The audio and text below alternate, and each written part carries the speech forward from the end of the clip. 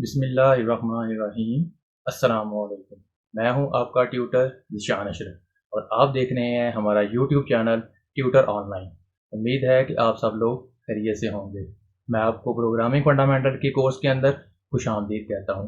तो चलिए स्टार्ट करते हैं आज का लेक्चर। आज के इस लेक्चर के अंदर मैं आपको तफसील से बताने वाला हूँ कि सी लैंग्वेज के अंदर अरिथमेटिक ऑपरेटर कौन कौन से इस्तेमाल होते हैं और उनको किस तरह से इस्तेमाल करते हैं। Arithmetic operator in C language supports all mathematics arithmetic operators. C language mathematics के अंदर यूज होने वाले तमाम के तमाम अरिथमेटिक ऑपरेटर्स को सपोर्ट करती है। Arithmetic operators are use for calculations. Arithmetic operator मुख्तलिफ कैलकुलेशन के लिए यूज होते हैं। और अरिथमेटिक ऑपरेटर कौन कौन से हैं, उनके अंदर प्लस का सिंबल है, प्लस ऑपरेटर, माइनस का सिंबल है, माइनस करने के लिए, स्टेरी का सिंबल है, मल्टीप्लाई करने के लिए, क्रॉस के लिए। सी लैंग्वेज के अंदर ये स्टेरी के साथ आएगा। स्लैश ऑपरेटर है, ये डिवीजन करने के लिए आता है। ये मॉडुलस ऑपरेटर है, ये यूज होता है रिमाइंडर कैलकुलेट करने के लिए। उसके बाद प्लस प्लस का ऑपरेटर है, ये इंक्रीमेंट ऑपरेटर कहते हैं इसको। इसी नंबर के अंदर 1 का इजाफा करने के लिए यूज होता है। ये माइनस माइनस ऑपरेटर है, ये डिक्रीमेंट ऑपरेटर है। ये किसी वैल्यू के अंदर 1 डिक्रीमेंट करता है। ये दोनों के दोनों जो ऑपरेटर्स हैं, इंक्रीमेंट और डिक्रीमेंट ऑपरेटर, ये यूनरी ऑपरेटर भी कहलाते हैं सी के अंदर। अब इनको सी लैंग्वेज के अंदर किस तरह से यूज करते हैं उसको प्रैक्टिकली चेक कर लेते हैं। ये डर सी प्लस प्लस का इंटरफेस आपके सामने आ गया। अगर आप नए फाइल के साथ काम करना चाहते हैं तो आप यहाँ पे न्यू सोर्स फाइल क्रिएट करेंगे, लेकिन अगर आप पहले वाली फाइल के अंदर ही काम करना चाहते हैं तो आप यहाँ ओपन के ऊपर क्लिक करेंगे और उसको ओपन कर लेंगे जो आपने फाइल लास्ट वाली क्रिएट की हुई। ये जैसे ही मैंने फाइल को ओपन किया, पिछली वाली जो फाइल है वो मेरे सामने आ गई है। यहाँ पे आपने एक चीज नोट की होगी कि जिस फोल्डर के अंदर आपने इस प्रोग्राम को सेव किया था, कंपाइल और रन करने के बाद वहां पे 2 और फाइल्स भी बनी होंगी सेम नेम के साथ। एक फर्स्ट डॉट ऑब्जेक्ट की फाइल होगी और एक फर्स्ट डॉट एक्जी की फाइल होगी। एक्जी फाइल वो फाइल होती है कि जो डायरेक्टली रनेबल होती है। आप उसके ऊपर डबल क्लिक करते हैं तो वो रन हो जाती है। आप उस फाइल के ऊपर डबल क्लिक करेंगे तो वो रन हो के आपको डिस्प्ले देगी। लेकिन आप नोट करेंगे कि जैसे ही वो फाइल एग्जीक्यूट होगी, एकदम स्क्रीन आपके सामने आएगी और साथ ही वापस चली जाएगी। आपको स्क्रीन के ऊपर कुछ नजर नहीं आएगा। स्क्रीन थोड़ी देर के लिए रुकनी चाहिए ताकि उसके अंदर जो चीजें हैं आप उनको देख सकें।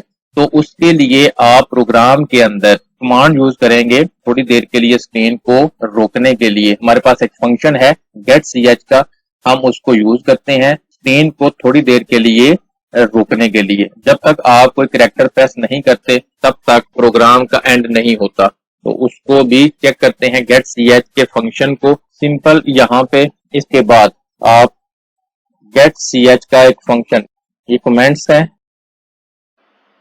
It's not a user defined function, it's a pre defined function. ये गेट कैरेक्टर करता है, एक सिंगल कैरेक्टर को गेट करेगा। जब आप इस प्रोग्राम को एग्जीक्यूट करेंगे तो ये इसकी हेडर फाइल मांगेगा। इसकी हेडर फाइल आप ऊपर अटैच करेंगे और इसकी हेडर फाइल conio.h है, इंक्लूड conio.h। ये इसकी हेडर फाइल आपने अटैच कर दी। यहाँ पे एक स्टेटमेंट के बाद अगर आप एक और स्टेटमेंट लिखते हैं, लेट्स सपोज 2 स्टेटमेंट्स आपने लिख दी। पहली स्टेटमेंट आपकी यहाँ पे खत्म हो गई और दूसरी स्टेटमेंट आपने उसके नीचे लिख दी। आप चाहें तो आप यहाँ पे भी स्टेटमेंट लिख सकते हैं। अब आप इसको कंपाइल करके रन करते हैं और देखते हैं इसका रिजल्ट क्या आता है। यहाँ पे अब हमने कंपाइल और रन के बटन के ऊपर क्लिक किया, प्रोग्राम कंपाइल और रन हुआ और आप देख रहे हैं कि जो आउटपुट आई है ट्यूटर ऑनलाइन की, वो पहली आउटपुट के साथ ही आ गई है। और यहाँ पे प्रोग्राम थोड़ी देर रुक गया है, वो हमसे कैरेक्टर डिमांड कर रहा है गेट ch के फंक्शन के थ्रू। जब तक हम कीबोर्ड से कोई भी कैरेक्टर प्रेस नहीं करेंगे तब तक ये आगे मूव नहीं करेगा। कैरेक्टर प्रेस करते हैं, अब वो प्रोग्राम एंड हुआ और प्रेस एनी की टू कंटिन्यू।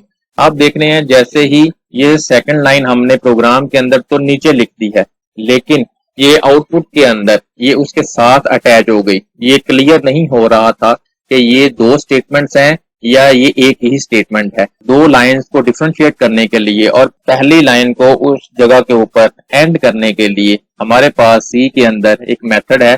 कोई भी नई लाइन लिखेंगे, नई लाइन के ऊपर अपने टेक्स्ट को प्रिंट करवाना है तो उसके लिए आप \n के साथ स्टार्ट करेंगे और उसके साथ जो आगे टेक्स्ट होगा उसको आप लिख देंगे। अब ये दो डिफरेंट लाइंस के अंदर जो होगा उसको चेक कर लेते हैं। कंपाइल और रन के बटन के ऊपर क्लिक करें और आप देखें कि welcome to C programming fundamental पहली लाइन के अंदर है और ट्यूटर ऑनलाइन का जो टेक्स्ट है वो सेकंड लाइन के अंदर है। स्पेस अगर इसके अंदर खत्म करते हैं तो ये स्पेस नहीं आएगी। ठीक है, कंपाइल और रन किया और अब आप देख रहे हैं कि जो पहली लाइन है welcome to C programming fundamental, ये वाला जो टेक्स्ट है वो पहली लाइन के अंदर है और ट्यूटर ऑनलाइन उसके बाद सेकंड लाइन के अंदर आ गया है। \n ने आपके टेक्स्ट को न्यू लाइन के ऊपर ट्रांसफर कर दिया है। गेट कैरेक्टर मांग रहा है, गेट कैरेक्टर देंगे, प्रेस एनी की टू कंटिन्यू। इस तरीके से हर नई लाइन के ऊपर एक टेक्स्ट प्रिंट करवाना चाहें तो आप करवा सकते हैं। उसके स्टार्ट के ऊपर \n को यूज करेंगे। अब हम कुछ अरिथमेटिक ऑपरेशन परफॉर्म करते हैं और उनको स्क्रीन के ऊपर डिस्प्ले करवाते हैं। मैं क्लोज कर देता हूं। printf कमांड लिखी, द अरिथमेटिक ऑपरेशन प्लस। अब हमने अरिथमेटिक ऑपरेशन परफॉर्म करना है दो नंबर्स के ऊपर और वो दो नंबर्स इंटीजर वैल्यूज हैं। यहाँ पे कॉमा लगाएंगे 4 + 6, ये प्लस का ऑपरेटर मैंने यूज किया। दो इंटीजर वैल्यूज हैं उनके ऊपर ऑपरेशन परफॉर्म करना है। सेमीकोलन आ जाएगा उसके बाद। इसको डिस्प्ले करवाने के लिए सी के अंदर प्रिंट एफ के स्टेटमेंट के अंदर यहाँ पे दो नंबर्स के जो रिजल्ट्स हैं जो इंटीजर वैल्यू के अंदर प्रिंट करवाने हैं, ये परसेंटेज और डी के साथ हमें बताना पड़ेगा इंटीजर वैल्यू प्रिंट करवाना चाहते हैं इसी स्टेटमेंट के साथ। अब हम इसको चेक करते हैं कि 4 और 6 के ऊपर अरिथमेटिक ऑपरेटर जो प्लस का हमने यहाँ पे यूज किया है ये हमें रिजल्ट देता है या नहीं। प्रोग्राम को कंपाइल और रन किया तो ये देखें अरिथमेटिक ऑपरेशन प्लस परफॉर्म हुआ और रिजल्ट 10 आ गया। वापस जाए प्रोग्राम के अंदर, यहाँ पे इक्वल का सिंबल लगा दें ताकि एग्जैक्टली पता चल जाए कि ये आपने वो प्रिंट करवाया है। अब हम इसी स्टेटमेंट को कॉपी करते हैं और इसको यहाँ पे पेस्ट कर देते हैं। अब मैं माइनस का ऑपरेशन परफॉर्म करना चाहता हूं दो ऐसे नंबर्स के ऊपर जिनके साथ फ्रैक्शन पार्ट भी है, -2.8। अब ये होल नंबर नहीं है, ये रियल वैल्यूज है, फ्रैक्शन के बाद भी आ रही हैं। तो फ्रैक्शन के बाद अगर वैल्यूज आ रही हैं तो प्रिंट एफ के अंदर प्रिंट करवाने के लिए आपको यहाँ पे बताना पड़ेगा कि ये वैल्यूज कौन सी हैं। उसके लिए यहाँ पे आपको एफ डिनोट करना पड़ेगा। ये परसेंटेज सिंबल के साथ एफ इंडिकेट कर रहा है कि ये जो रिजल्ट्स आएंगे वो फ्लोट के अंदर आएंगे। और इसको नई लाइन के ऊपर अगर लेके आना है तो यहाँ पे \n को यूज करेंगे। अरिथमेटिक ऑपरेशन माइनस परफॉर्म होगा इन दो नंबर्स के ऊपर और वो फ्लोट वैल्यू है। तो रन कर लेते हैं। आप देख रहे हैं कि माइनस ऑपरेशन परफॉर्म हुआ और हमें उसने रिजल्ट दे दिए। गेट ch प्रेस एन की। अब हम इस स्टेटमेंट को दोबारा से कॉपी करते हैं और इसको यहाँ पे पेस्ट कर दिया। अब मैं चाह रहा हूं कि शारिया के बाद जो वैल्यूज हैं वो नंबर 2 डिजिट्स के ऊपर मुश्तमिल हो, तो हमें यहाँ पे .2 लिखना पड़ेगा। ये देखें ऊपर वाले के अंदर हमने .2 नहीं लिखा था तो उसके अंदर 7 के बाद 5 zeros आए हुए हैं, लेकिन यहाँ पे हमने उसको रिस्ट्रिक्ट कर दिया कि पॉइंट के बाद जो नंबर्स हैं वो 2 आने चाहिए। तो आप उसको अपनी मर्जी से कंट्रोल कर सकते हैं। अब हम इस स्टेटमेंट को कॉपी करते हैं, उसको पेस्ट करते हैं। अब मैंने मल्टीप्लाई करना है और इसको मल्टीप्लाई का सिंबल हमने यूज कर लिया। ये भी अशारिया के बाद 2 डिजिट तक हमें वैल्यू प्रोवाइड करेगा। तो भी कंपाइल और रन करके चेक कर लेते हैं। देखें, सी के अंदर अगर हमने कोई कैरेक्टर प्रिंट करवाना हो, कोई सिंबल अगर हमने प्रिंट करवाना है, let's suppose capital A he print करवाना है, तो हमें यहाँ पे प्रिंट एफ के अंदर %C लिखना पड़ेगा। हर डाटा के मुतालिक हमें यहाँ पे चेंज करना पड़ता है। अब इसको चेक करते हैं। देखें, एक सिंबल को अगर आपने प्रिंट करवाना हो तो उसके लिए आप चेंजिंग करेंगे स्टेटमेंट के अंदर।